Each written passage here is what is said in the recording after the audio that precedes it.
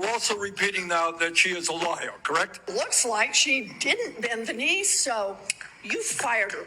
I think that you ought to resign. In the country's best interest that Robert Kennedy step down, and if he doesn't, Donald Trump should fire him before more people are hurt. The information I'm about to share with you is some of the most important that I've shared in a very long time, so please make sure you like, rage, comment, repost, and follow along to boost and get the word out. But for starters, really tough day for the scarecrow from Wicked that's currently in charge of our health and human services. Although, that's a disservice to the scarecrow because eventually he gets a brain and I trust him more with that title than this man. But anyways, I'm about to censor this as much as possible so that it can reach people. But today at a committee hearing, RFK Jr. revealed that he is actually working with the FDA to roll back access to this. Do not ask me to pronounce it out loud, which is an extremely important smell. And in doing so, he of course spread a ton of incorrect information that these groups are now running with, and so we need to correct the record here. Send this to your red hat parents. For starters, more than 100 different studies have been conducted in dozens of countries and found that this is perfectly safe and effective, even though they're saying it's terribly unsafe. He claims that it's terribly unsafe. He is referring to one random study from a right-wing think tank that claimed 11% of women experience sepsis, hemorrhaging, and other serious complications within 45 days of taking it.